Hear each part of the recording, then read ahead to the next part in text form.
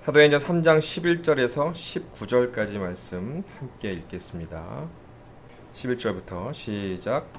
나은 사람이 베드로와 요한을 붙잡으니 모든 백성이 크게 놀라며 달려나아가 솔로몬의 행각이라 불리우는 행각에 모이거늘 베드로가 이것을 보고 백성에게 말하되 이스라엘 사람들아 이 일을 왜 놀랍게 여기느냐 우리 개인의 권능과 경건으로 이 사람을 걷게 한 것처럼 왜 우리를 주목하느냐 아브라함과 이삭과 야곱의 하나님 곧 우리 조상의 하나님이 그의 종 예수를 영화롭게 하셨느니라. 너희가 그를 넘겨주고 빌라도가 놓아주기로 결의한 것을 너희가 그 앞에서 거부하였으니 너희가 거룩하고 의로운 일을 거부하고 도리어 살인한 사람을 놓아주기를 구하여 생명의 주를 죽였도다. 그러나 하나님이 죽은 자 가운데서 그를 살리셨으니 우리가 이 일의 증인이라.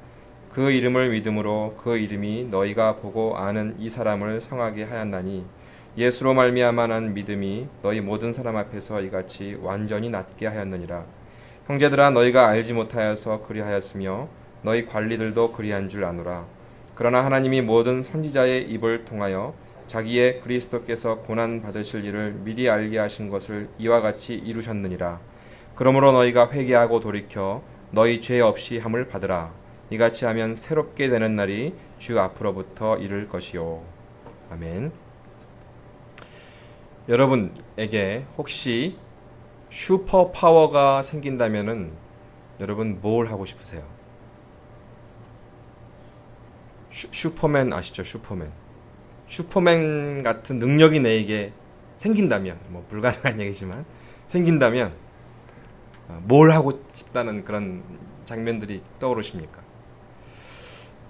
제가 설교를 준비하면서 저도 내가 슈퍼맨이 되면 그 망토를 휘날리면서 일단 날아보고 싶다 그런 생각을 했고, 지구 바깥으로 나가서 그 영화의 한 장면처럼 지구를 이렇게 한눈에 내려다보면 좋겠다. 저는 번뜩 그런 장면들이 연상이 됐습니다. 정말 여러분 슈퍼 파워 생기면 뭐 하고 싶으세요? 이 질문은요, 2006년도 한국의 미스 코리아 친 이한이라는 여성이 있습니다. 그 여자가 그 다음에 멕시코에서 열린 미스 유니버스 대회에 출전했을 때 심사위원 중에 한 명이 이한이 이 여성에게 똑같은 질문을 던지더라고요. 슈퍼 파워가 생기면 당신 뭐 할 겁니까? 이한이 이 아가씨가 이렇게 답변을 했어요. 그 전 세계가 TV로 이렇게 중계되는 그 현장에서 나에게 그런 슈퍼파워를 통해서 돈과 그런 권력이 생기면 자기 평소의 관심이 선교하는 곳에 있기 때문에 선교 사업에 그 모든 거를 쓰고 싶다. 이런 답변을 하더라고요. 그래서 굉장히 많은 큰 박수를 받았습니다. 그리고 그 아가씨가 그 대회에서 4위에 입상을 했죠. 미스 코리아 출신 가운데 상당히 높은 그런 성적을 거뒀습니다. 그 인터뷰 장면을 제가 보면서 이게 좀 슈퍼파워가 생겼을 때 선교 사업에 쓴다 참 멋있게 들리잖아요. 그래서 좀 이렇게 좀 뭐랄까 선전하기 위해서 그렇게 좀 표현한 건 아닐까 그런 생각이 들었는데, 제가 다른 자료들을 좀 읽어보고 찾아보니까 이 자매님이 이한이 이 자매님이 참 신실한 기독교인이었고 그 가족, 부모님, 형제자매까지 참 믿음 생활을 참 성실하게 하는 그런 가정에서 성장했고, 그 어떤 극동방송의 프로그램에 나와서 인터뷰하는 장면이 있었습니다. 자기가 미스 코리아에 나가게 된 것은 보통 그 한국에서 여자아이들이 어렸을 때 어른들이 너 커서 뭐가 될 거냐 물어보면은 미스 코리아 나갈 거예요. 이런 대답을 많이 하잖아요. 그 MC가 당신도 그런 바람 때문에 어려서부터 바람을 갖고 미스 코리아 된 거 아니냐고 그런 질문을 하니까 이한이 그 아가씨가 자긴 전혀 그런 생각 없었고 도리어 미스 코리아 이런 거를 굉장히 싫어했답니다. 왜냐면은 조금 성장하고 난 다음에는 그 여성의 성을 이렇게 상품화해서 이렇게 보여주는 그런 모습이 자기는 너무 싫었기 때문에 바램은커녕 오히려 굉장히 싫어했었다고.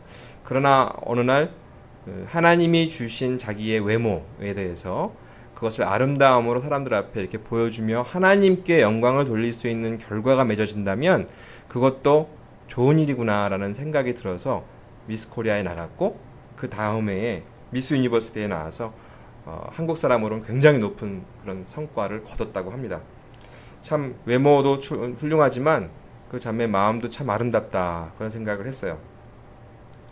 그러나 한번 다시 생각을 해봅니다. 진짜 슈퍼파워가 생기면 선교 사업을 비롯한 그렇게 멋진 다른 사람을 위해 쓰겠다는 그런 대답이 자기 스스로 혼자서 있을 때 금방 나올 수 있을까? 자꾸 제가 왜 그런 생각을 해봤냐면 여러분은 얼마나 동감하실지 모르지만 인간은요 굉장히 이기적이고 욕심이 많기 때문에 다른 사람을 위해서 그 슈퍼파워를 사용한다는 그런 아름답고 기특한 마음을 갖는 게 그렇게 자연스럽지 않기 때문입니다.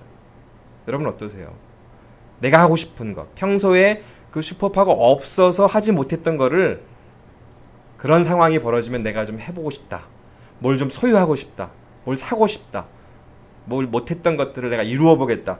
그런 쪽으로 이 슈퍼파워를 사용하고자 하는 것이 일반적인 사람들의 그런 반응이 아닐까 싶습니다.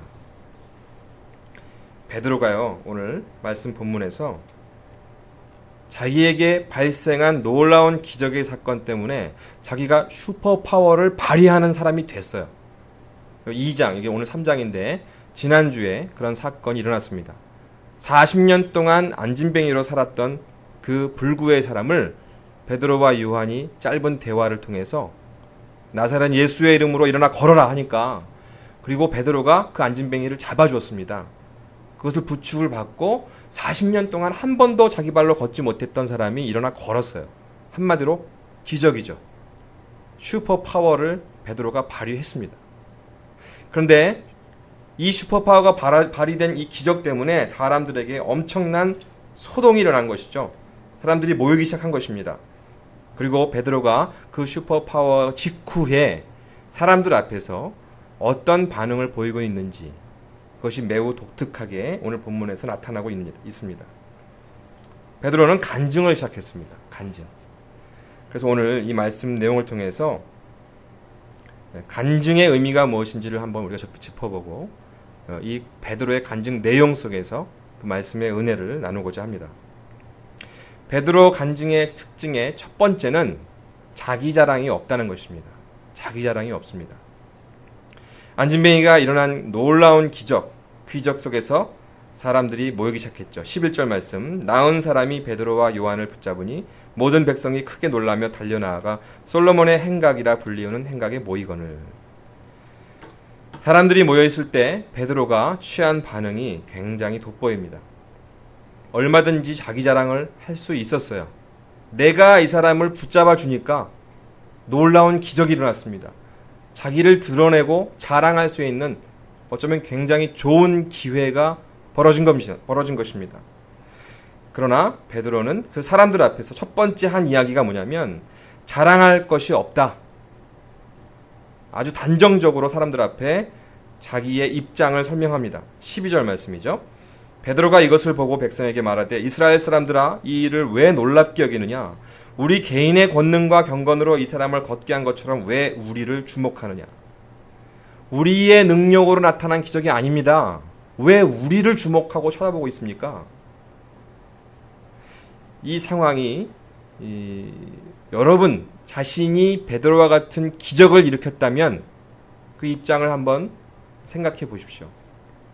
당연히 사람들이 기적을 일으킨 이 베드로와 요한을 주목하지요. 쳐다봅니다. 저 사람들에게서 어떻게 이런 놀라운 기적의 사건이 일어날 수 있었을까? 사람들이 궁금해하며 바라보는 것이 당연한 것이죠. 그러나 베드로는 사람들에게 쏠려있는 그 주목을 자기들로 것으로 받아들이지 않고 그 주목의 시선을 다른 것으로 돌리고자 합니다. 그 주목의 대상을 예수 그리스도에게로 베드로는 옮기고자 했던 것입니다. 그런데 여러분 이것은 굉장히 어려운 일입니다. 어려운 일이에요. 분명히 베드로에게도 인간적인 마음에서는 사람들의 주목을 한껏 받았을 때 많은 생각이 교차하며 유혹이 있었을 거라 저는 생각을 합니다. 아까 말씀드렸지만 안진뱅이를 손을 붙잡아주며 이렇게 세웠어요. 그러면요 그 손을 번쩍 들면서 사람들 앞에서 여러분, 이 손으로 안진뱅이를 이렇게 세웠습니다. 여러분, 이 손에서 기적이 일어났습니다. 여러분 가운데 지금 어딘가 몸이 아프신 분 계십니까? 오늘 내 손을 잡으시면 또다시 한번 놀라운 기적이 일어날 수 있습니다. 그러면서 뒤에다가 한번 잡는데 얼마입니다. 이렇게 붙이면서 얘기했을 때 사람들이 가만히 있겠어요? 그 가운데 뭔가 좀 문제가 있는 사람들, 몸에 아픈 통증이 있는 사람들 달려들어가지고 베드로의 손을 잡기 위해서 엄청난 줄을 쓰고, 줄을 못 썼겠죠. 막 난리가 났을 것입니다. 난동이 났을 거예요. 그러나 베드로는, 요한은 그렇게 자기들의 손을 통해서 나타난 기적을 가지고 그 기적의 결과물을 가지고 이용하지 않았습니다. 사람들의 시선과 관심을 자기들로부터 쏠리고 있는 그 상황을 다른 곳으로 유도합니다.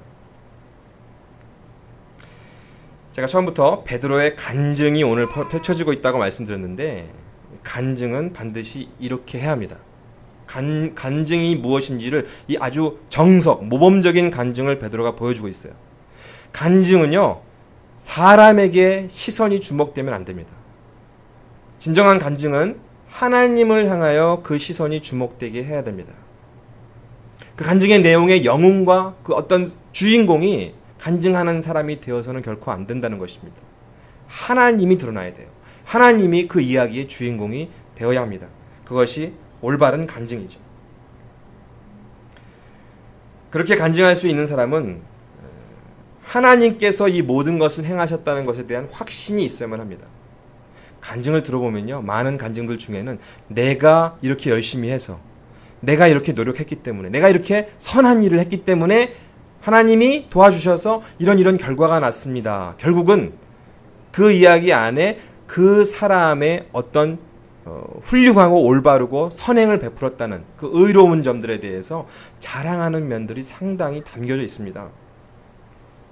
그러나 그런 간증이 아니라 이 모든 것을 하나님께서 하셨다라고 말하는 것이 진정한 간증인데, 그런 간증을 하려면 정말 하나님이 우리 삶의 모든 현장에 그 모든 사건을 주관하고 계시다는 그런 확신이 있어야만 그런 이야기를 할 수 있겠죠. 그런 간증을 하기 위해서는 두 가지가 필요합니다. 믿음과 고백. 믿음과 고백이 필요합니다. 우리 삶의 모든 영역에서 하나님이 우리 삶의 모든 것을 관여하고 주관하고 계시다. 그런 믿음이 필요합니다. 간증의 결과가 참 좋은 것이기 때문에 성공하고 좋은 것에 대한 간증을 할 수도 있지만, 또 한 가지 반대로 실패하고 좌절하고 아파하고 있는 그 사건들조차도 사실 우리는 간증할 수 있어야 합니다. 내가 원하지 않는 그런 사건이 진행되고 결과가 있지만 그것에 대해서도 하나님이 손을 대시고 주관하고 계시다는 그 믿음이 있을 때 그 사람은 간증할 수 있습니다. 성공하고 좋은 것맛이 있을 때 간증한다는 그런 간증이 아니라, 우리 삶의 현장에서는 안타깝게도 실패하고 있는 그런 아픔들조차도 우리가 하나님이 하고 계십니다. 하나님이 모든 것을 주관하고 계십니다. 그런 간증을 우리가 사람들 앞에서 나눌 수 있어야 합니다. 그럼에도 불구하고 하나님께서 여전히 나의 삶을 붙잡고 계십니다. 그런 믿음이 있을 때, 그런 확신이 있을 때 성공이 아닌 내용을 가지고도 간증할 수 있겠죠. 그런 사람들에게는 정말 진짜 믿음이 있다는 것입니다. 지금은 안타까운 어떤 결과지만 이 결과를 통해서도, 이런 사건을 통해서도 하나님은 우리를 나의 삶을 가장 아름답고 선한 것으로 이끌어 가실 것입니다. 그런 고백을 할 때 정말 아름다운 간증이 될 수 있는 것입니다. 그것이 이제 생각만이 아니라, 나 혼자 되뇌이는 고백이 아니라 사람들 앞에서 정말 믿음의 고백이 이루어질 때 그 순간이 바로 간증이 된다는 것이죠. 그래서 사도 바울이 이런 고백을 남겼습니다. 로마서 8장 28절. 우리가 알거니와 하나님을 사랑하는 자 곧 그의 뜻대로 부르심을 입은 자들에게는 모든 것이 합력하여 선을 이루느니라. 현재 행복하다. 현재 내가 성공하고 있습니다. 그것에 대해서 간증하는 것은 어쩌면 참 쉬운 일입니다.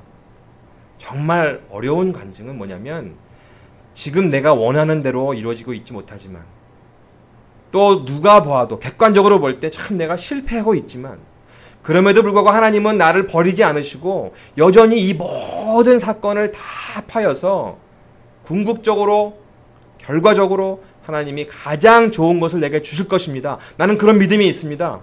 그런 간증을 할 수 있는 그런 사람이 정말 믿음이 있는 사람이라는 것입니다.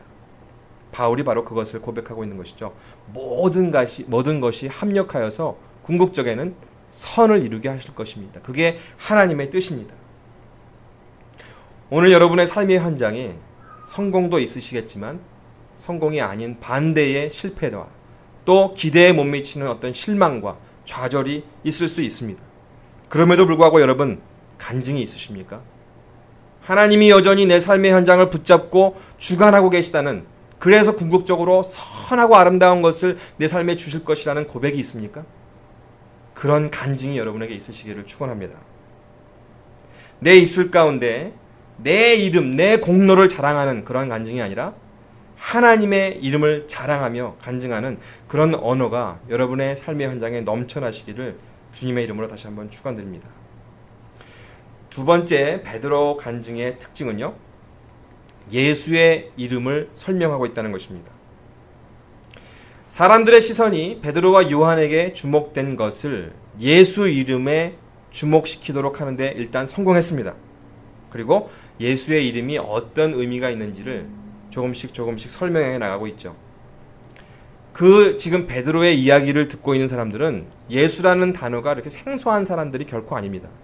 얼마 전에 그 예수를 십자가에 못 박았던 그 사람들이 그 안에 섞여 있습니다. 그 유대인들 사회에서는, 그 이스라엘 사람들 사회에서는 얼마 전에 십자가에 못 박혀 죽은 그 사람, 그 예수란 이름이 아주 익숙하게 남겨져 있었다는 그런 상황 속에서 베드로가 예수의 이름을 다시 한번 설명해 갑니다. 예수의 이름을 들은 사람은 많지만 그 자리에 모여있는 베드로의 간증을 듣는 사람들 중에는 그 예수의 이름의 의미를 아는 사람은 상당히 적었던 것입니다. 예수의 이름을 아는 것과 예수 이름의 의미를 아는 것과는 다른 것입니다. 이름을 아는 것으로 멈추지 말고 우리는 그 예수의 이름의 의미를 분명히 알아야 하는 것, 너무나 중요한 일입니다. 베드로는 예수의 이름을 설명해 나가면서 유대인들에게 너무나 익숙하고 잘 알고 있는 그런 역사적인 사건들을 토대로 해서 베드로가 설명해 나가고 있죠. 13절 말씀입니다. 아브라함과 이삭과 야곱의 하나님 곧 우리 조상의 하나님이 그의 종 예수를 영화롭게 하셨느니라. 너희가 그를 넘겨주고 빌라도가 놓아주기로 결의한 것을 너희가 그 앞에서 거부하였으니. 유대인들은요, 하나님 하면 특별히 아브라함, 이삭, 야곱의 하나님, 이렇게 세 사람의 조상의 이름을 앞에다가 형용사처럼 붙여서 설명합니다. 그러면 유대인들은요, 그 하나님, 우리 아브라함, 우리 이삭, 우리 야곱이 만났고 예배드렸고 섬기고 모시며 그들의 삶의 현장에 엄청난 축복을 주셨던 그 하나님, 그 역사에 나오신 그 하나님, 다른 신이 아니라 그 하나님이 말씀하신 그런 전제를 하면 유대인들은 한마디로 그냥 껌뻑합니다. 껌뻑해요. 다른 토를 달 수가 없습니다. 그 기적을 일으켰던 사건 현장에 그 예수라는 이름이 연결된 그 하나님은 어떤 하나님이냐? 아브라함, 이삭, 야곱의 하나님이다. 그러면 사실 다른 설명이 필요 없어요.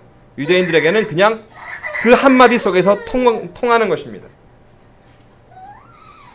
그 하나님께서 그의 종 예수를 영화롭게 하셨느니라.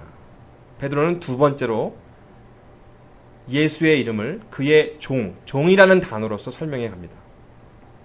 이 종이라는 단어도 유대인들에게는 너무너무 잘 알려져 있는 개념입니다. 이사야서에서 너희 이스라엘 백성에게 찾아오게 될 하나님이 보내실 메시아, 구원자, 그리스도, 그 사람은 다윗 왕처럼 아주 화롭고 군사력을 거느리고 그렇게 오는 종이 아니라 고난의 종으로 올 것이다. 그런 왕으로 오는 것이 아니라 그 메시아는 종의 모습으로 올 것이다. 그것이 이사야서에 예언된 내용입니다. 그래서 그러면 이 유대인들에게는 이사야서의 그 내용을 통해서 어려서부터 이들이 이사야 그런 그 구약의 성경책들을 배우기 때문에 유대인들은 한 번에 딱 알아듣는 거예요. 종 그러면 무슨 뜻인지를. 그의 종이 바로 예수였다. 이사야서에 예언되어 있는 그 종이 얼마 전에 십자가에 못 박혀 죽은 예수라는 인물과 동일한 인물이라는 것을 베드로가 설명해 주고 있는 것입니다. 이 두 가지 사건, 사실 하나님께서 그 예수를 영화롭게 하셨다. 영화롭게 하셨다. 그것은 예수님을 부활시키셔서 아주 영화롭게 영광스럽게 만들어 주셨다는 것입니다. 누가? 하나님이. 어떤 하나님? 다른 이방신들과 비교되는 그런 신이 아니라 아브라함, 이삭, 야곱이 모셨던 우리 조상들이 섬겼던 진짜 신, 진짜 하나님, 그 하나님께서 그 예수라는 인물을 부활시키셔서 영화롭게 해주셨다는 것. 유대인들은 이 이야기를 베드로로부터 들을 때 엄청난 충격을 받게 됩니다. 그들이 조상 대대로 믿고 있는 하나님께서 그런 일을 하셨다? 그런데 그 예수가 어떻게 됐다고요? 십자가에서 죽었다. 왜 죽었습니까? 베드로가 계속 설명해 나가죠. 너희가 그를 넘겨주고 그 유대인들이 그 예수를 빌라도와 로마 병사들에게 넘겨줬다고 베드로가 다시 한번 그 과거의 사건을 언급합니다. 그래서 빌라도가 놓아주기로 결의한 것을 너희가 그 사람 앞에서 거부하였습니다. 빌라도는 놓아주고 싶어 했어요. 그러나 이스라엘 사람들이 그것을 거부했죠. 결국 그래서 예수는 십자가에 못 박혀 죽으셨습니다. 유대인들이 베드로가 이 짤막한 설명을 해줄 때에 어떤 충격을 받게 되냐면 하나님이 보내신다고 하셨던 그 메시아가 얼마 전에 우리가 빌라도와 로마인들에게 넘겨주었던 그 예수라는 인물이냐? 아, 이제 큰일 났구나. 하나님이 진짜 메시아를 보내주셨는데 그 메시아를 어떻게 했어요? 그들이 십자가에 못 박아 죽게끔 넘겨줬다는 것입니다. 그들이 바로 넘겨주었던 주체였기 때문에 이 유대인들은 베드로의 설명을 들으면서 엄청난 충격을 받게 되는 것입니다. 죽음에 넘겨진 이름, 그 사람이 바로 예언되어 있던 그 예수라는 인물이었던 것입니다. 예수님이 왜 죽음에 넘겨졌습니까? 사실 유대인들은 그 역사적인 배경들을 따로따로 분리해서 알고 있었기 때문에 정확한 의미를 모르면서 그저 그들의 입장에서는 예수가 막 하나님이라고 자기가 하나님이라고 그러고 하나님의 아들이라고 그러고 하나님에 대한 어떤 신성 모독의 아주 엄청난 언어를 쓰기 때문에 그 사람들로서는 예수란 인물을 처형해야 한다라고 아주 확실하게 확고하게 믿었습니다. 그 결과로 예수를 넘겨준 것이죠.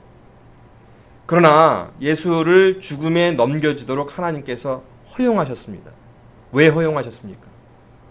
인간의 모든 죄를 예수라는 한 사람의 죽음, 그 피를 통해서 그 죄값을 치르기 위해 하나님이 그 십자가 사건을 허용하셨던 것이죠.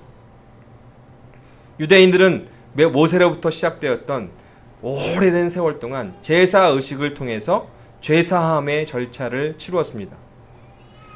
소나 양이나 염소나 비둘기 이런 가축 짐승들을 내 죄 대신 죽게끔 해서 그들의 피를 뿌리고 그들의 고기를 태워서 하나님 앞에 보여드릴 때 하나님께서 그 주인의 그 인간의 죄들을 용서하시고 그 사람이 죽어야 되는데 그 사람이 피를 흘려야 되는데 그 짐승의 고기와 피값으로 하나님이 그 사람의 죄를 용서해 주셨습니다.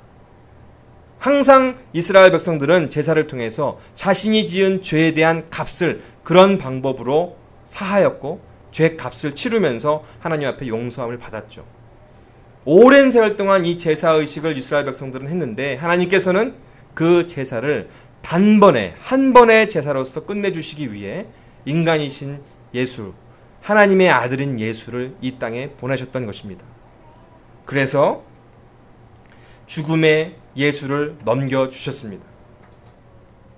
예수님은 그래서 그런 의미와 목적을 이루기 위해서 사람들 손에 의해 죽음 앞에 넘겨주었던 것입니다. 하나님 그것을 다 아시고 지켜보시면서도 그 죽음이, 그 피가 필요했기 때문에 예수를 십자가 앞에 죽도록 넘겨주셨다는 것입니다. 그렇다면 죄사함의 제물 되었던 예수 이름의 그 의미가 그 안진뱅이를 치료해주는 기적과는 어떤 관계가 있습니까? 많은 사람들이 그런 질문을 던질 수 있습니다. 예수의 이름이, 예수의 죽음이 그런 의미가 있다는 것을 알겠습니다. 그런데 안진뱅이를 일으켜 세우는 치료의 기적하고는 무슨 상관이 있습니까? 그 기적을 일으키는데 예수님이, 그 예수의 이름이 여전히 베드로를 통해서 일어날 수 있었던 그 효력의 의미는 예수의 이름이 치료의 사건을 불러 일으키기 때문입니다. 인간의 죄를 고쳐준다는 것이 바로 치료의 의미입니다. 예수님께서 십자가에 달려 죽기 전까지는 모든 사람이 죄의 결과로 육신의 죽음과 그 이후에 지옥에 떨어질 수밖에 없는 심판 이후에 그 죄값을 치르게 예정되어 있었습니다. 그러나 하나님께서는 예수의 그 십자가의 피 흘리심과 죽음을 통해서 그 죄를 모두 다 사해 주셨기 때문에 그 예수의 이름을 믿는 모든 사람에게는 하나님이 정하신 그 심판에 이르지 않도록 하는 그런 면죄부와 같은 용서하심을 주신 것이죠. 그것이 우리가 육신의 죽음 이후에 벌어지는 사건만이 아니라 육신의 삶을 살고 있는 이 땅에서도 우리는 예수 이름의 그 치료의 능력을 맛볼 수 있습니다. 왜냐하면 모든 질병, 모든 고통, 모든 육신의 이런 문제들을 가져다 주는 것은 하나님이 아니라 사단이 하는 것입니다. 사단이 모든 그 질병을 통제하고 그 통제를 통해서, 그 질병을 통해서 사람들에게 고통을 주고 있습니다. 사단이 발휘하는 가장 엄청난 최고의 무기는 뭔지 아십니까? 그것은 죽음입니다. 죽음. 어떤 인간도 이 죽음을 극복할 수, 이겨낼 수 없지요. 그런데 예수님께서 여러분 아시는 것처럼 십자가에 달려 죽으셨지만 그 무덤에서 사흘 만에 다시 살아나셨습니다. 하나님이 다시 부활시키셨습니다. 그래서 인간들 가운데 유일하게 예수 그리스도만이 그 사망의 사건을 극복하고 다시 살아나신 인물입니다. 한마디로 말해서 사단이 가장 인간을 복종시키고 인간을 통제할 수 있으며 인간에게 고통을 줄 수 있는 무기인 죽음을 이겨내신 한 인간, 그분이 바로 예수님이기 때문에 예수님이 안 계신 이 상황 속에서도, 이 땅에서도 우리는 예수 이름의 그 능력으로 치료의 사건을 우리는 경험해 갈 수 있는 것입니다. 바로 베드로가 그것을 설명해 가고 있는 것이죠. 16절 말씀, 그 이름을 믿음으로 그 이름이 너희가 보고 아는 이 사람을 성하게 하였나니 예수로 말미암아 난 믿음이 너희 모든 사람 앞에서 이같이 완전히 낫게 하였느니라. 예수의 이름을 믿는 그 순간, 그 예수 이름의 능력으로 말미암아 그 믿음과 예수의 이름의 능력이 만났을 때, 결합되었을 때 치료를 일으키는 놀라운 기적을 이 안진뱅이가 경험했다. 이것을 16절에서 베드로가 다시 한번 설명하고 있는 것입니다. 오늘의 시간에, 오늘의 시대에도 이 예수의 이름은 그러한 권세와 치료의 능력이 있습니다. 여러분 가운데 죄의 문제로 고민하는 분이 계십니까? 이 말씀을 듣는 분들 가운데 예수의 그 죄사함의 능력이 필요한 분들이 계십니까? 이 시대에도, 오늘에도 예수의 이름을 부를 때 죄사함의 능력이 나타날 것입니다. 여러분 몸 가운데, 여러분 삶의 현장 가운데 문제가 있습니까? 안진뱅이와 같이 치료가 필요한 부분들이 있습니까?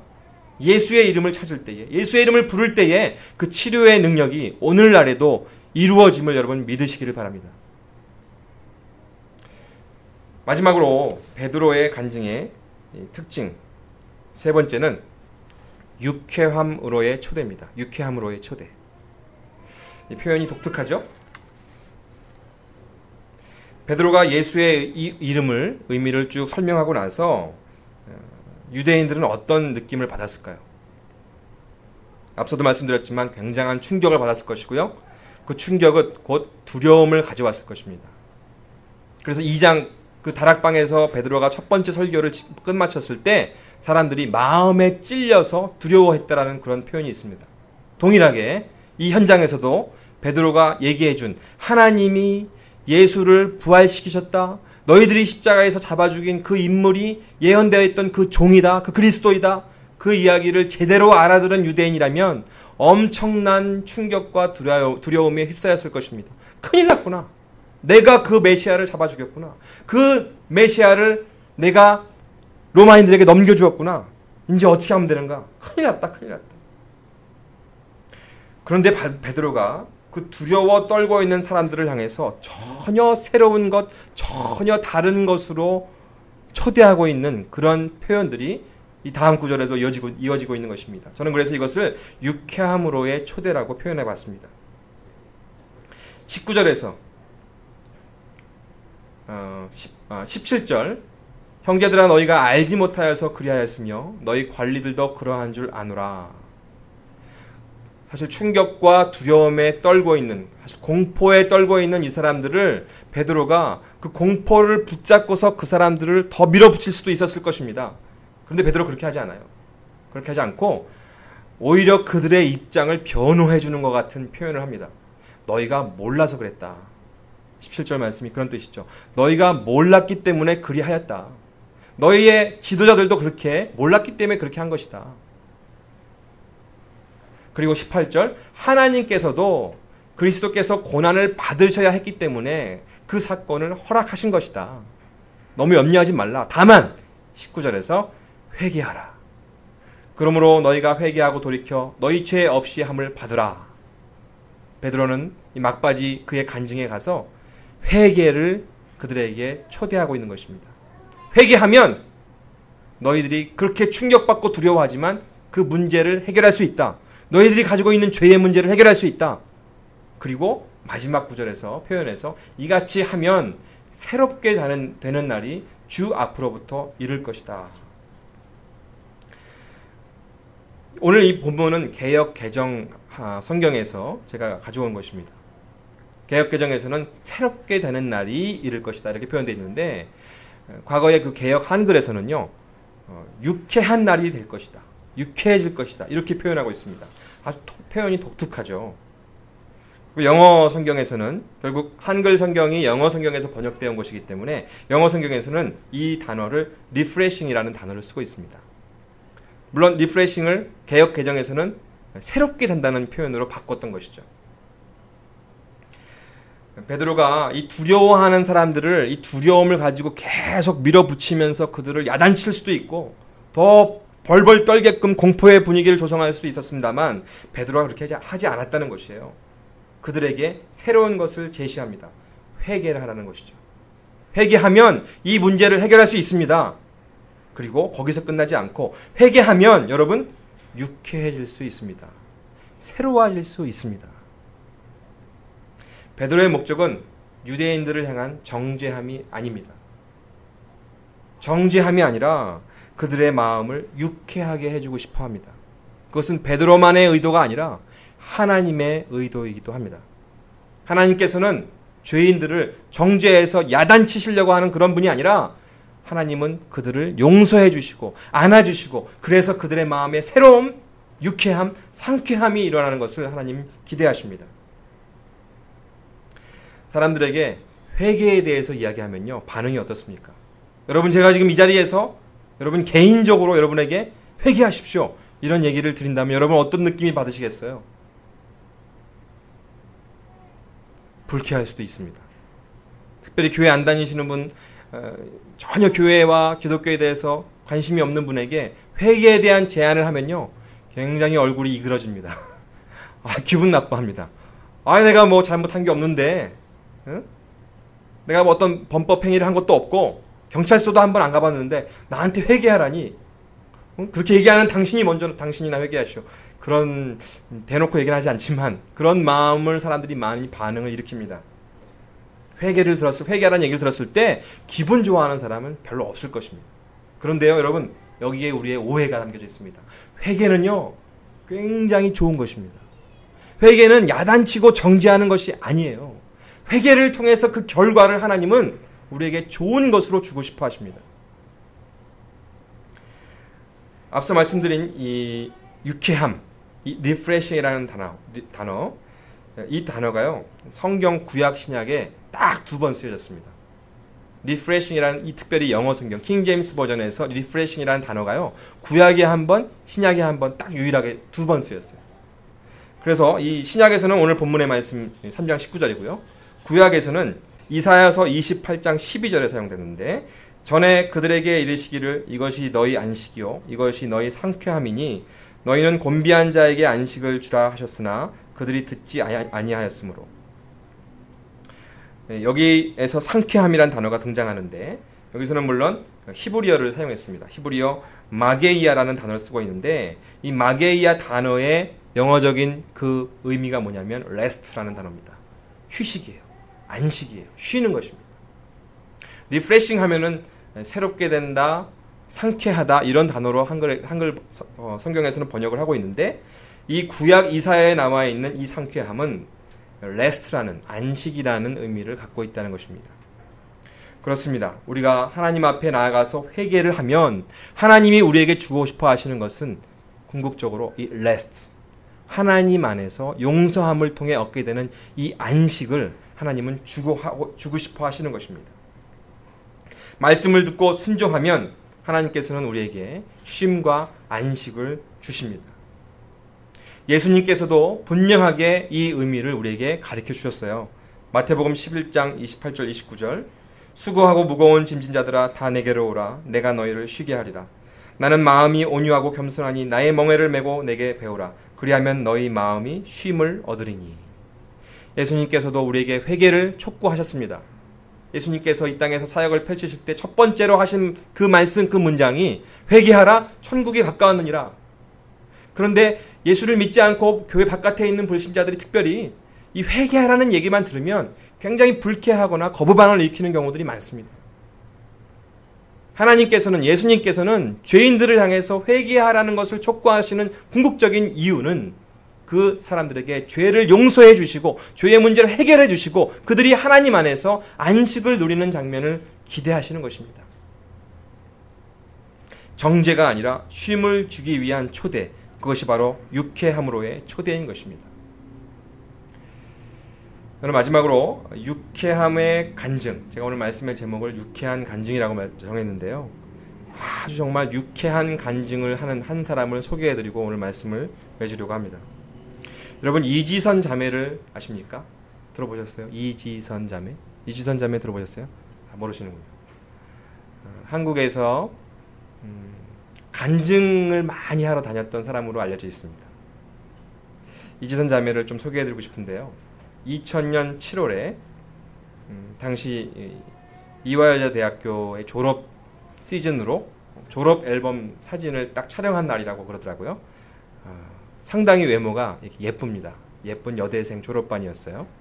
예쁜 졸업 사진을 찍고 집으로 오빠가 운전하는 차에 타고 가는 도중에 술을 많이 마신 그런 음주운전자의 그런 난폭한 그 운전에 이 남매가 타고 있던 차가 이렇게 받칩니다.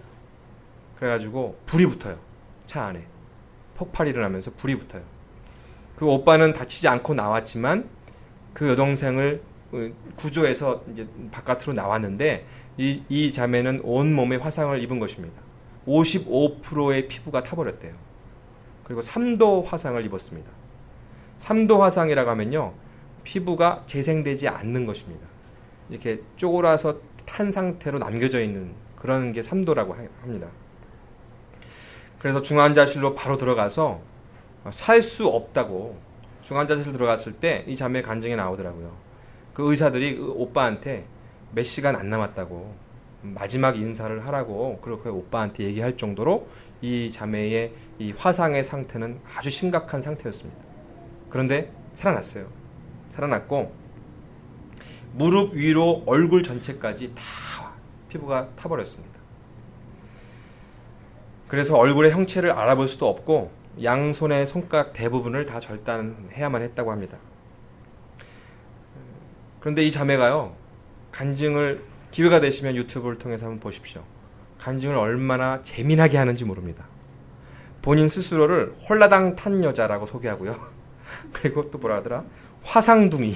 자기 별명이 화상둥이래요. 화상둥이. 그리고 그 사건 내용을 얘기하면은 정말 저도 어제 다시 한번 좀 부분적으로 들어봤는데 너무 끔찍해서 그 장면이 연상이 되고 사진도 보여주거든요. 연상이 돼서 정말 간증 끝까지 듣기도 참 쉽지 않습니다. 얼마나 끔찍한 모습이 있는지. 그런데 이 자매는 그 부분을 아주 유머스러하게 간증합니다.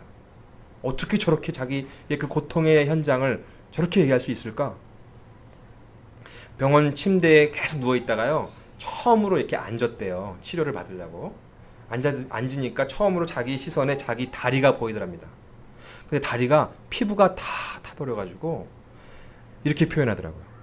닭고기, 스킨을 제거한 닭고기의 붉은 살, 그리고 그 지방 하얀색, 그리고 부분으로는 뼈가 보이더래요. 자기 눈으로 처음 자기 다리, 화상난 다리를 봤다는 거예요. 그래서 난 살 수 없구나, 그런 확신이 들었답니다. 그리고 그 치료를 받는 과정 중에 또 의사들이 파업이 있었대요. 한국에서 4개월 동안 치료를 못 받았답니다. 4개월 동안 그냥 누워 있었대요. 근데 그 통증이 얼마나 심한지, 가렵고, 근데 그 통증을 제어해주는 진통 주사가 한 대를 맞으면 3시간을 버틴답니다. 그런데 너무 독해서 하루에 3번밖에는 못 맞는데요. 계산해 보세요. 24시간 중에 이 주사 진통제로 버틸 수 있는 시간이 몇 시간이고, 그 외에는 그 고통을 온전히 그냥 버텨야만 하는 거예요. 그렇게 4개월을 버텼다고 하더라고요. 그런 시간을 보내면서 이 자매는 조금씩 치료를 받았고, 하나님이 피부도 회복시켜 주시고, 무엇보다 중요한 것은 그 자매의 마음을 치료해 주시는 하나님의 놀라운 사건들이 있었다는 것입니다. 그래서 지금은요, 재활 상담을 공부하기 위해서 미국에 와서 유학을 하고 있고, 지금 UCLA에서 PhD 과정을 지금 진행 중에 있습니다. 페이스북이 있어가지고 페이스북에 가서 친구 신청을 하니까요, 5,000명이 넘어서 안 받아주더라고요. 그렇게 유명인이 됐습니다. 이 자매가 이런 고백을 해요. 나 살려고 몸부림친 것뿐인데 내가 무슨 간증이냐라고 생각을 했습니다. 40일 금식 기도한 것도 아니고 나무 뿌리 붙잡고 기도한 것도 아니고요. 하지만 고통 가운데 만난 하나님을 이야기하는 게 간증인 것 같아요. 고통 속에서 만난 하나님을 나누고 싶습니다. 자매가 이렇게 자기의 간증을 시작을 합니다. 자매는 수년 동안 정말 고통스러운 치료의 단계들을 밟아오면서 육신도 치료되었지만 더 중요한 것은 이 마음, 그 영혼이 하나님으로 인해서 참 치료를 받았어요. 안식을 누리고 있는 그 자매의, 어떻게 참 표현이 죄송한 표현이지만 이렇게 괴물같이 어그러진 그 얼굴이었지만, 그 자매는 참 안식을 누리고 있는 아름다운 모습으로 변화되고 있는, 성숙해가는 그런 모습을 볼 수 있었습니다. 진정한 간증은 듣는 사람들에게 이런 상쾌함, 유쾌함, 새롭게 하는 능력을 전달해 줄 수 있습니다. 주님께서는 여전히 우리들에게 이러한 유쾌한 초대를 하고 계세요. 여러분 가운데 죄의 문제로 고통 속에 있는 분이 계십니까? 예수의 이름이 그 죄의 문제를 해결해 줄 수 있습니다. 이 자매의 간증하는 모습처럼 우리는 하나님 안에서, 하나님 앞에서 안식이 없고 또 뭔가 고민하고 고통스러워하는 문제가 있다면 우리는 하나님 앞에 나아가 회개할 때 그 회개는 정죄함에 야단을 맞는 그런 고통이 아니라 안식과 쉼을 주시는 하나님의 선물이는 것을 다시 한번 우리는 체험할 수 있는 것입니다.